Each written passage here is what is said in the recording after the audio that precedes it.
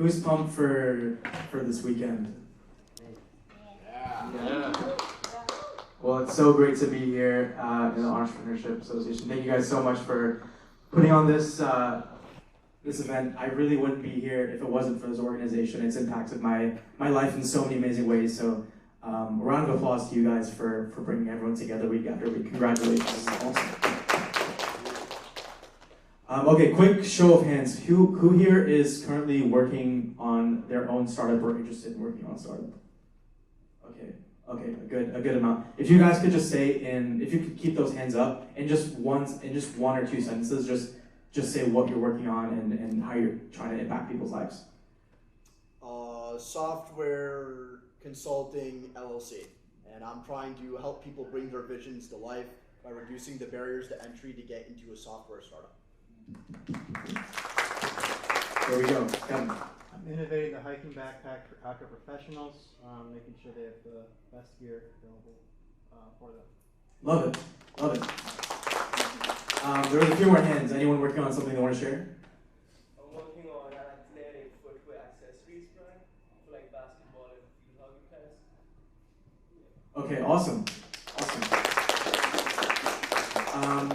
Okay, great. Well, a quick background on me. I don't have a big plan on what I want to share today. I just want to tell a bit about my story, answer questions, and hopefully inspire you guys to light your path and whatever you want to do. I went to Michigan State. I would have graduated in 2021. I ended up dropping out to do REZA full time. To date, we've raised about $2.5 million. We shipped over 2,000 pairs this year. We're planning on shipping 10,000 pairs next year. And our shoes have been worn by some great people like Roy Woods, Steve Aoki, DJ Ski, mostly just amazing artists and people around the world. So I started REZA really out of a necessity to make connection and human inspiration. I didn't grow up loving shoes. That wasn't something I was really attached to. It was more about building connections with people, and I think lights is such an amazing way to do that. I have a quick video from our Instagram I want to share just to highlight a little bit about the company, and then I can share a little bit more.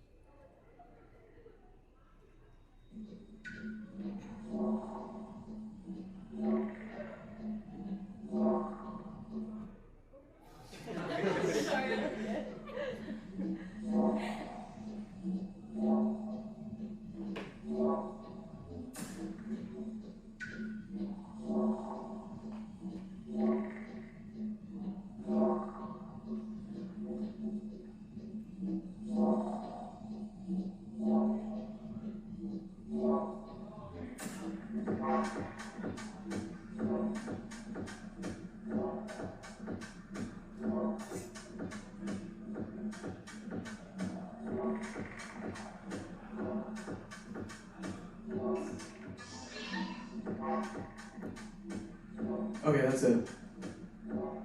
Did you guys like the video? I edited it myself. Thank you. Okay, can you go a couple slides forward? Okay, you can stop here. So essentially, what we do is we create the world's most advanced footwear. We put a laser dye in the shoe, and there's actual glass fiber that lights up and looks really cool. So the shoes were made for a couple of reasons. One is night visibility when you walk or when you run. I found that just running track in high school and running around where I grew up, there weren't really safe ways to just be seen at nighttime, and I thought lights was a great way to do that. Two was the shoes just look really cool, and there's nothing like starting a conversation than wearing some sort of footwear or something with lights that attracts people from around the world. Can you go to the next slide? So I came up with this idea when I was at MSU at the Hatch. Do you guys know Paul? So I went to Paul. I said, hey, I want to make this shoe. I don't really know how to do it. And he basically instilled a lot of confidence in me to meet the right people and to make the right connections to go ahead and start this brand. I really, for the first 2 years I was here, I really just had a picture of the shoes and that was it. I had no idea how to start a footwear brand, it's really tedious to find your own factory, and I had no idea where to start. So we ended up going on an entrepreneurship trip to Denver, and there were a few amazing things that happened there. One of the alumni who went to MSU, he knew this guy named Dale Batham. He was a former CEO of Crocs, and I was able to pitch him my company idea. And then also we went to the headquarters for Techstars. So Techstars is a seed stage investment company that invests in startups with really early stage ideas. Basically when you just have like a picture or just like a one-page business model. So first, I got two things from that trip. I got our first investor, the former CEO of Crocs, ended up investing in the company, encouraged me to drop out of college, and then I went to China to start building the supply chain. And then we were able to get into Techstars, which is a 12-week mentorship program. They invested $120,000 in the company. And that was like the real ticket that I noticed, like, wow, like connections built through entrepreneurship and in this club, and just they reflect so much into the wider world of entrepreneurship and starting a company. Because what most people don't tell you is starting a company is incredibly lonely. You have this idea, you're trying to tell people, you're trying to paint a vision and a painting that no one else can see but yourself. And to have other people see that at such an early stage is just such a big deal. So fast forward about 18 months, we went through Techstars, we raised a couple $100,000. Me and my co-founder, we went to Taiwan and spent about 9 months building the first prototypes. Our first prototypes were a black shoe with these like blue LEDs. They looked really cool, we thought, and we basically just poured all of our money into just building the best product that we could. We came back from Taiwan and we essentially ran out of money, and we ran out of, honestly, energy. Like, we just spent months in Asia trying to build the product. It was 10 times harder than we expected to build a footwear prototype with lights in it. And then the craziest thing happened. We had this guy, Steve Aoki. Do you guys know who Steve Aoki is? Do you guys like his music? Yeah, so we literally had 8 samples of shoes. Our factory like shut down. We were able to get a pair to him, and he ended up wearing his shoes to Vegas. And in like literally one weekend, we had 20,000 people sign up on our website who wanted to buy our shoes. And we were just like, holy shit. Like, we went from literally like almost shutting down the business to like one of the biggest DJs wearing our products and being excited about it. So then we're like, okay, let's have fun with it. The main reason we built this company was not to sell the most shoes. We want to hear people's stories. So we made an application process, and it's still here to this day, that you have to tell us in writing how you liked your path. You basically have to write an application, about 2, 3, 4 sentences, and just tell us what is unique about you and what you do in the world that is so important to you. So we were able to get over 80,000 people to sign up to our wait list by this model, and essentially have to share their entire story with us on what they do and what is important to them. And this is like, honestly, the most, my favorite part of REZA is it really has nothing to do with shoes. It has something to do with shoes, we're a footwear company. But it's not just about shoes, it's about telling your stories to the world. So we had people literally write in applications on how they were the first in their family to go to college. We had people write in about losing their wife of 20 years or their husband of 20 years, or talking about how music is what inspires them to like their path. What we found that was, I think, so unique that no other brand and product could, was that there's a true, there's a real mental health crisis happening in this country where not enough people are sharing their story or being heard. And we found that there's truly so many people who just want to share their story. And that's, I think, what resonated with so many people around the world. And it's great that we were able to hopefully give a good amount of people confidence. Can you go back a few slides, one more? Yeah, so this, fast forward to present day, this year we were able to ship to over 2,000 pairs to all 50 states and to about 20 countries. And our full circle moment was we just did a one-on-one with Steve Aoki, where we sent him our latest drop, and he customized the shoes, and he wore them in Vegas again after 2 years from wearing our original shoes. So this was just like one of those moments that are just like, it just makes you smile ear to ear, how your idea that you had started in East Lansing can end up on stage of some of the biggest artists really gave me a lot of confidence. And these shoes are going to be auctioned for charity, and hopefully they're going to sell for a good amount of money and for a good cause. So I'm really excited to continue us grow with these one-of-one drops. They're really fun.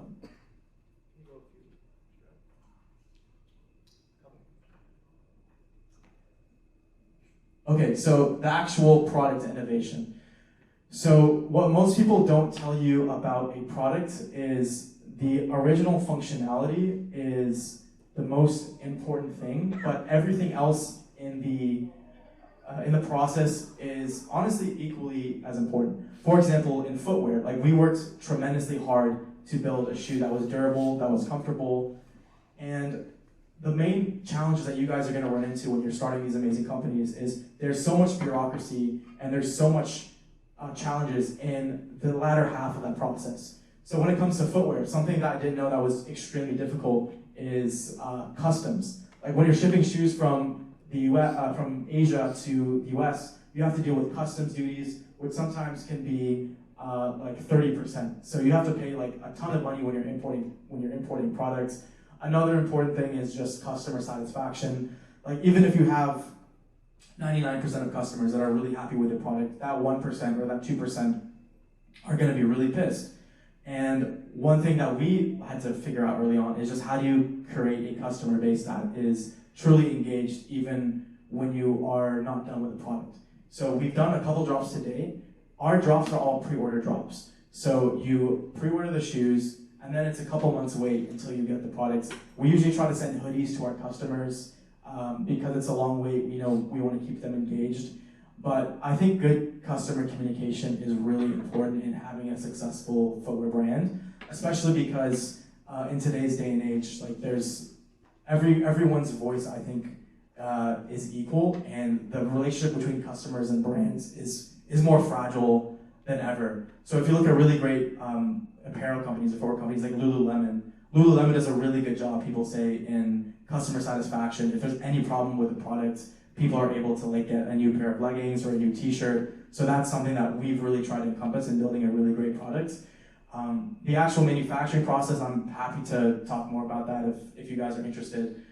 We decided to set up our shop in Taiwan. Taiwan is a really great country to do that because they have a really advanced semiconductor and electronics manufacturing. It's a pretty expensive place to make shoes, but the fact that we were there on the ground, able to meet with suppliers, change the product, make several iterations in real time, I think was really cool for us.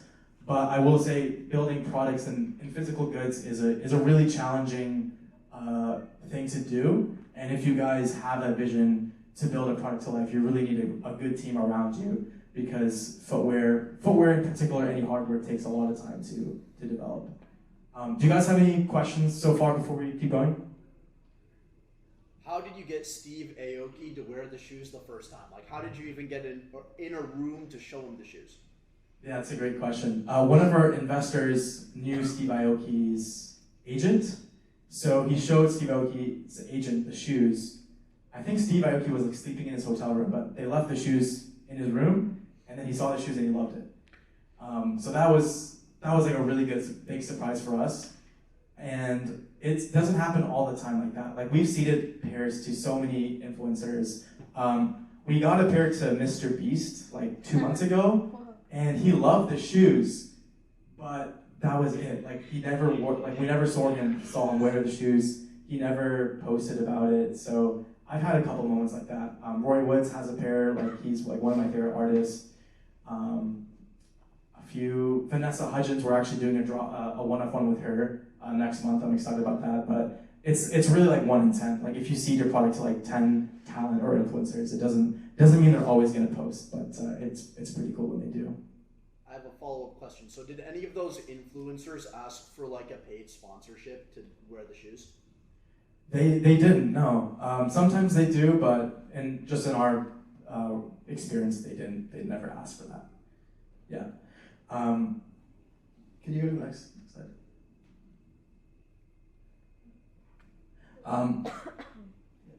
Next one.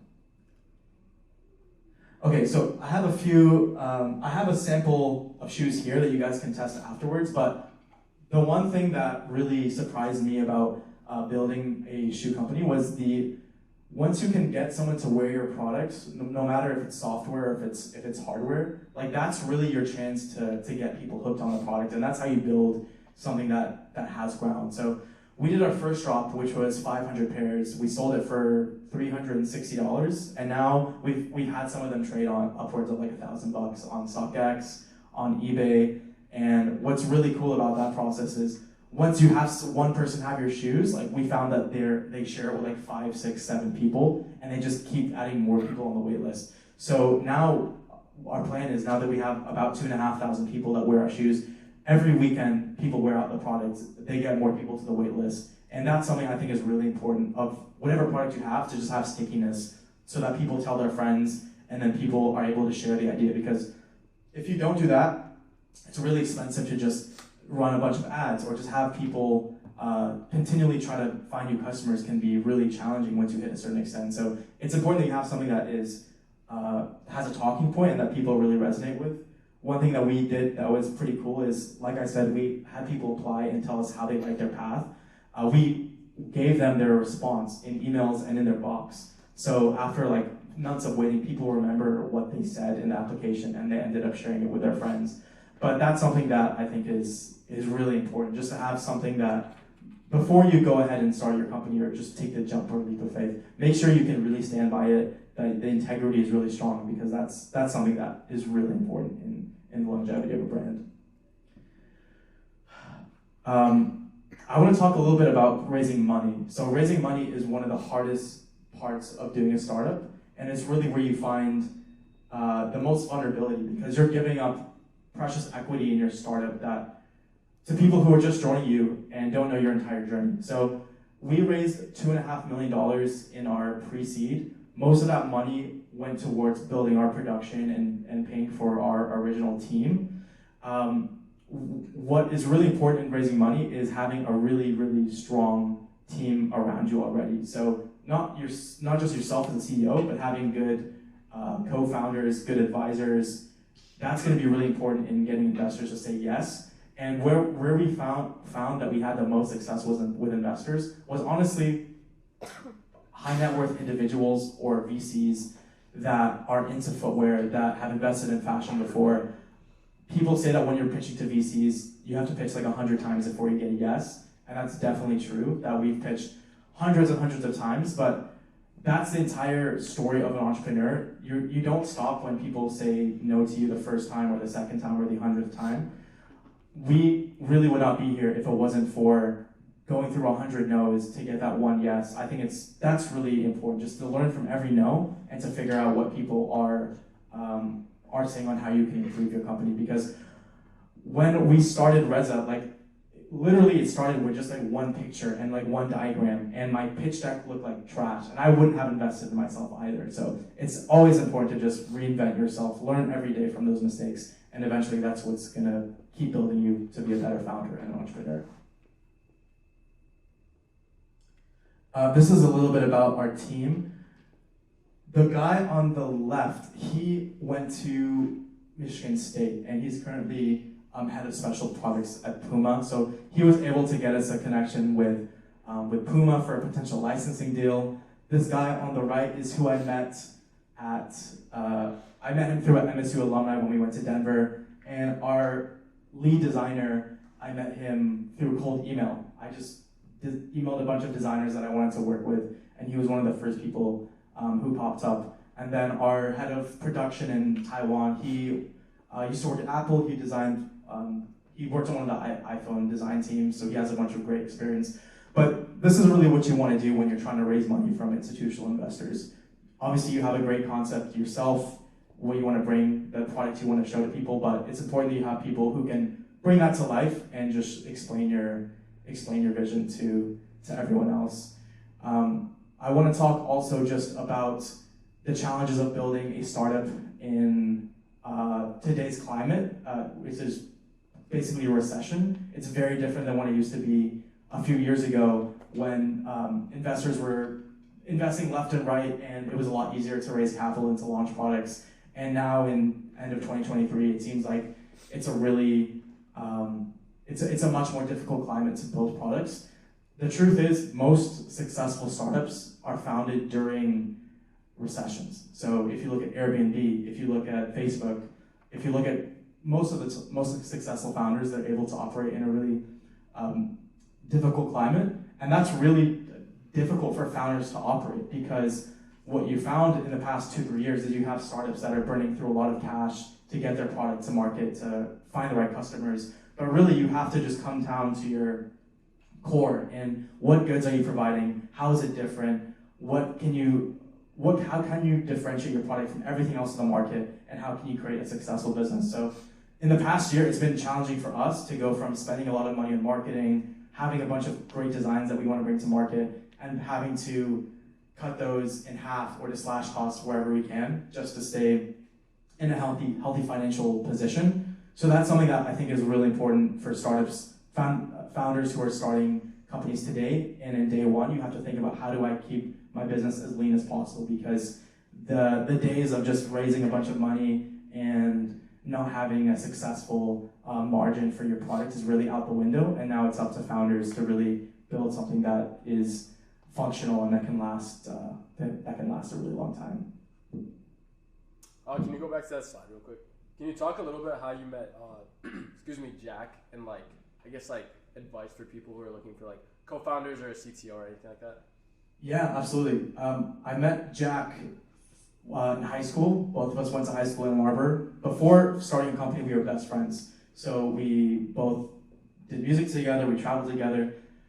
I think there's so much fun in doing companies with your friends.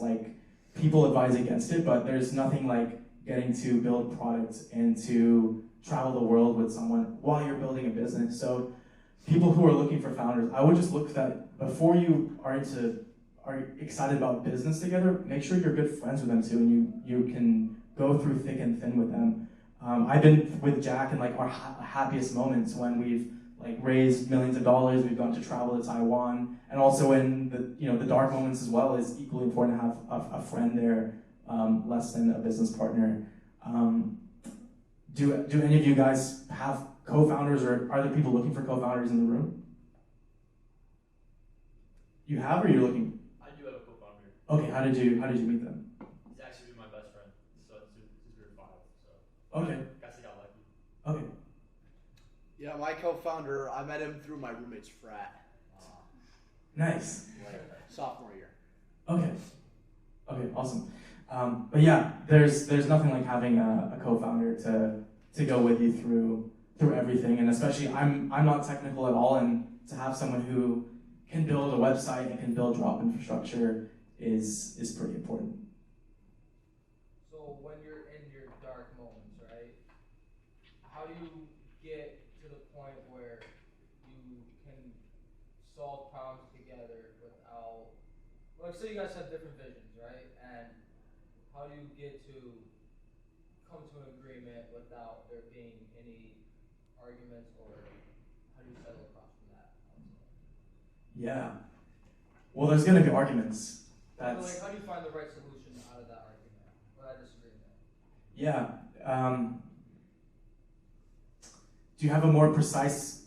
Are you going through something personal with your co-founder right now? Or Yeah. So right now I'm in a startup, and basically he says that we want to take only the vision of creating a prototype, getting the patent, and all that. But for me, I want to scale a little bit more further, make our roles, and go into more pitch competitions, seed funding, and all that. But he's only saying go into prototyping and stuff like that. But I'm saying just do both in one stone, same time. Yeah, that's a good highlight. There's no right answer. You have to talk to your co-founder and also people around you. There's so many times where we've relied on our advisors, but it's really just about being on the same page with them. There's no way to slice there's not one way to slice a lemon. There's so many different ways you can look at it, but if I was in your shoes, I would sit down with them and really address what are your goals for the next month, the next 6 months, the next 12 months, and also if there's any outside people you can bring in. I will say, I think the most successful startups are the ones who are able to finish the product, even if it's not perfect, are able to show that to the world, and are able to just create traction, get customers, get funding based on that product. There's been a lot of startups in the past year or 2 years that have raised tons of money, promised the world, and have delivered bullshit. Just have not been able to come to fruition their product or whatever. Have you guys heard of, like, there was this one startup that it's called Juicero. It's like a juicer. Have you guys heard of that? There was this one juice startup that they raised like $70 million, and it was going to be it's like a fresh juicing product. Essentially, people realized that you could just take the juice packets and squeeze it, and you didn't need the $1,000 machine. And there's a lot of stories like that. Like the biggest thing you can do as a founder is just find a product of value that people really like and people want, and I think that's where you can have the most success. Can you walk me through the experience of creating your own sneaker, specifically focusing on the factory side of things? How are materials processed? How do you get them designs? How does everything just work together from an architecture standpoint? Yeah, when it comes to the supply chain for footwear, it's about an 18-month process from creating your original design to going to actual full-fledged production. For actual shoes, it starts with the mold. So the mold is this bottom part. That is essentially the 90% of the initial iteration is going to come from the mold. The design, the texture, the weight. This is basically 80% of the weight of the shoe, and you want to make sure that the design is perfect. From there, you have the upper, which can change drastically, but the mold is something that is always going to remain the same. And also, a big reason why footwear is difficult is the molds are expensive, and you have so many different sizes. So we have designs through size 6 to size 15 men's, and each mold is like $25,000. So if you do the math, like you can't get it wrong. Every design has to be perfect for each mold. And then for our process, our shoes have lights in them. So there's someone who actually by hand incisions the glass fiber into the shoe and then puts on the top of the shoe. So it's about 48 different processes from getting the design to finishing it. I'm definitely not the person who designs that process. We have a team in Taiwan who does that, but it really starts with the tech packet. So our designer has a final stay of the shoe on all the textures, all the pieces. He gives the tech packet to the factory, and the factory is able to work from there. And the tech packet just indicates exactly how the shoe is supposed to be, and it's like a blueprint for the entire product. And then the job of the designer is done, and it's up to the factory to produce it. So how's the pricing like within that? Pricing of... What's your cost then of just getting the sneaker out of the factory, shipping it? What are your can you break it down for me? Yeah, our cost to produce the product is about $130, and then we retail the shoe for about $300. And on top of our margin for production is shipping, it's advertising. So it's not a great margin, but essentially for footwear, most brands like Nike or Puma, they make shoes for like $25, and they sell it for $100 to $150. And what do you advertise yourself as? Is it a running shoes, basketball, or what kind of sneaker do you call yourself? We advertise as athleisure, so the shoes are definitely, you can wear them for running or for jogging, but it's mostly just for comfort and for style. Eventually, later next year, we have designs that are focused on running and more athletic. So I'm assuming your diode would add some sort of weight to the shoe, right? How would it impact running performance? Have you looked into that? It doesn't have too much weight. We've tried to like lower the density of the mold, but they're definitely not for running a marathon. It's for running probably a lot shorter distance. Are we gonna do the giveaway? Should we do the giveaway first and then answer more questions? Does anyone else have any questions? Do you have any more slides to go through first? I don't have any more slides.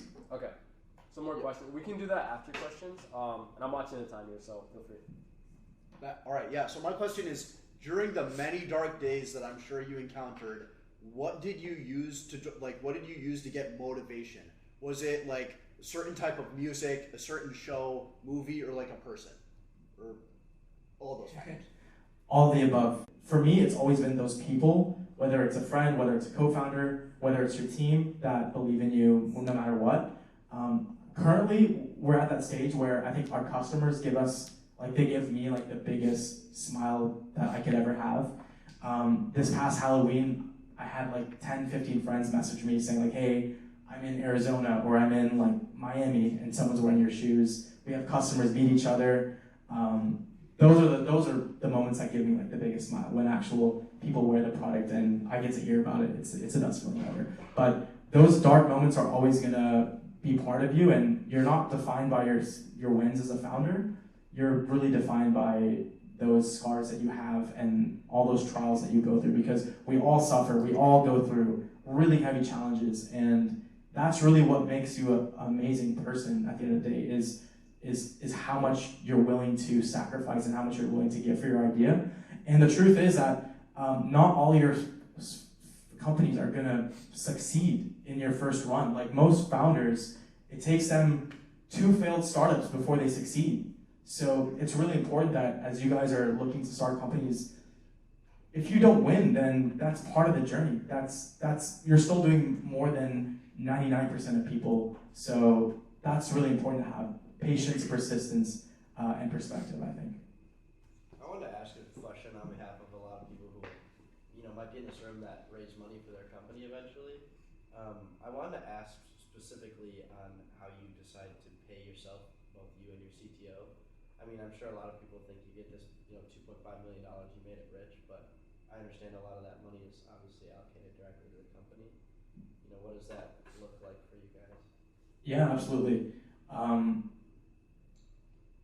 That's a really good question. A lot of founders have kind of mixed feelings about that. My personal feeling is I think founders should be paid. I think you should make enough money towards where you can just live comfortably and you can thrive on building your company. Especially the past year, me and my co-founder, we lived in Los Angeles. So it's an expensive place to live.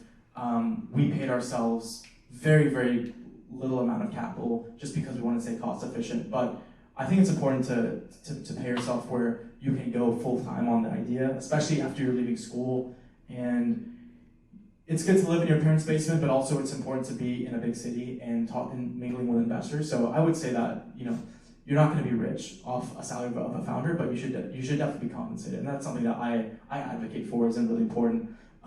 If you want to talk about one of the main hardships that I went through this year that I haven't told many people. We signed a term sheet for $3 million. We are taking on new investment, and me and my co-founder were going to be paid a pretty attractive salary where we could live comfortably in Los Angeles. We weren't going to be worried. We weren't going to, be living in our parents' basement. Long story short, that deal closed. That deal fell apart in the last 2 days. The whole Silicon Valley Bank thing happened. A couple of our investors pulled out, and I had to move from Los Angeles back to my parents' basement in Ann Arbor. So just being vulnerable with you guys, like that wasn't the best thing that happened to me this year, but I learned so much from the process, and I think it's important that you just keep a clear vision on your company, and once it's your baby and once you really believe in it, I think nothing, short term doesn't compare to the long-term vision as much, I think. But I'm curious why do you ask? Because that's a really good question. Why did they come into mind for you? There was Srisha and I don't know if you know Srisha, we worked on like a fun little startup where we, talked with a lot of VC companies and a lot of different startups. And, we just found ourselves asking the question, at what point do you, if we raise a certain amount of money, are we taking a portion of that to pay ourselves? Are we, just banking on the company making enough money? Yeah, I'm definitely a lot less wealthy than I thought when I was starting a company. So yeah, definitely pay yourselves where you guys are comfortable and you guys can thrive in building your company. I think like 1 or 2 more questions and then we can do the giveaway. And then if anyone wants to ask any more personal questions after that, Mustafa has time. And then maybe you can check out the shoes too. So, yeah, absolutely. We'll have this up here afterwards so you guys can come check it out. Have you guys had fun so far? Have you been enjoying the event? You guys have been pretty quiet. Yeah? Okay, awesome. I guess outside of like big influencers, how do you get people to want to actually buy a product? I love that. So, what's your name? Kevin. So Kevin asked, like, how do you get people to want to get your products outside influencers? So I actually think influencers don't help that much. Like, the day of influencers like Kylie Jenner or Kim Kardashian wearing your product and people want it, I think is over. Like, maybe 5-6 years ago, if a big artist would celebrate your product, people would go crazy and you could sell a lot of the product. But today's just different. I feel like Instagram is just a bunch of ads. Like, it's just like us, like young people, we're so just, our brains are just fried from like the same like ads and the same commercials, and there's so many, it's just so saturated. So I think really it just comes back to community, like having people talk about your product, having people to wear it. When Steve Aoki wore our shoes, we didn't necessarily like, obviously he gave us a quick buzz, but after that was like, it comes down to the core product and like how good is this community. So I actually wouldn't chase like big names wearing your product because that day isn't really here anymore, which is kind of, I think, a positive. It's back to like us, like the consumers, like why do we like things more than just like what people, what celebrities are gonna think. Having raised so much money over the past few years, if you don't mind sharing, how much equity you and your co-founder now own the company? Yeah, so we raised 2.5 on 8.5 million valuation. So we still retained about 70% of the company.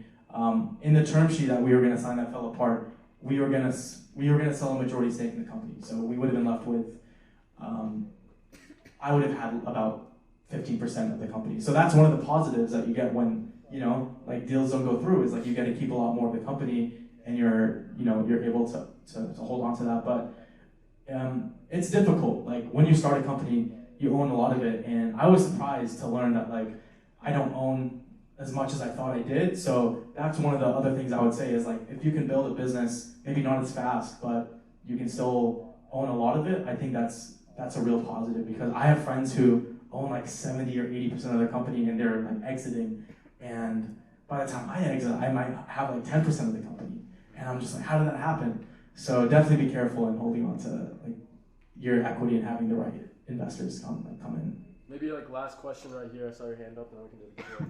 Yeah. How did you get the technical expertise to embark on this?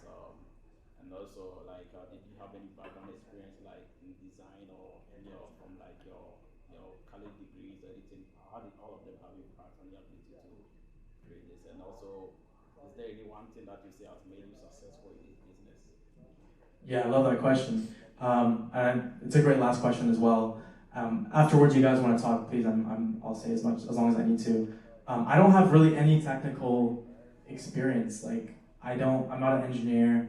I don't do like really anything coding wise. I just have really great people around me. So I have a designer. I have a friend who knows how to code. I worked with a factory in Taiwan. It's really surprising me that like all you have to have is a passion to do something and the right people around you. You don't have to learn everything yourself. You just have to have that desire to do something. So do you guys know Brent Kampf, like Remind 101? Do you guys know his story? Is there anyone who doesn't know his story? So have you guys used Remind 101 before? Remind, the app. So it's really popular in high school.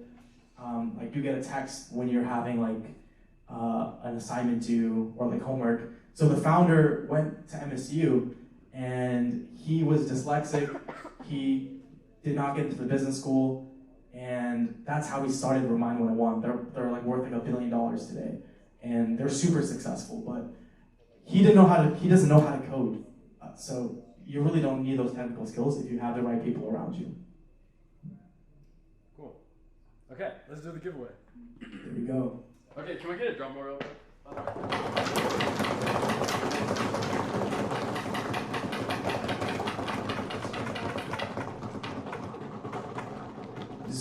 Zune Aridi. Oh wow. Is Zune here? Okay. There you go.